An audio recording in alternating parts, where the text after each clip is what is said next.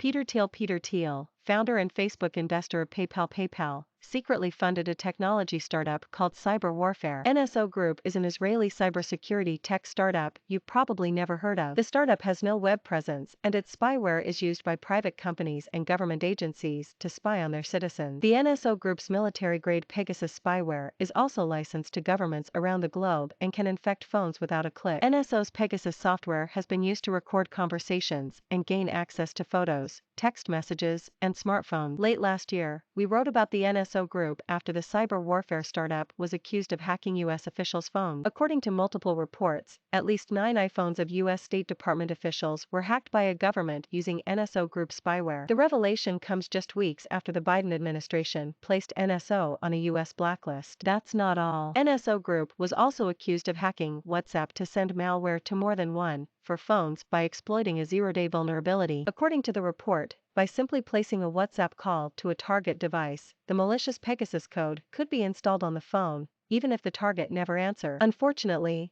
NSO Group is not the only company that is hacked into WhatsApp.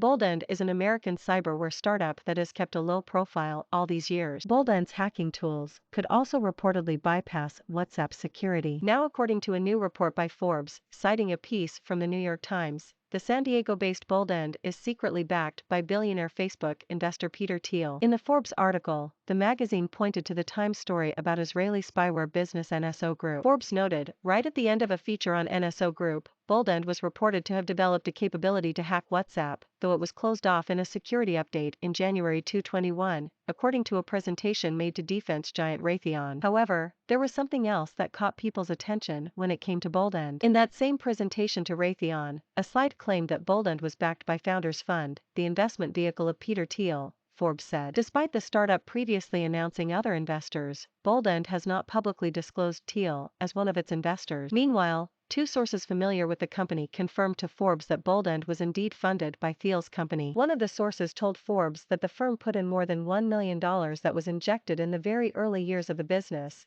though they couldn't provide a specific number. Founded in 2017 by John Miller, the startup didn't really say much about itself except that it's a SaaS next-generation defense contractor. Boldend has been flying under the radar since its inception about 5 years ago. Boldend now creates tools that assist in cyber warfare missions, with a focus on automation. It only has one customer, one that demands secrecy, the U.S. government. Below is how Boldend describes itself on its website. Boldend designs products that support the U.S. efforts in defending cyberspace. Our mission is to protect our nation's resources from the threats posed by fifth domain adversaries. Our solutions blend cutting-edge electronic warfare components with next-generation cyber operations. Interested? Get in touch below.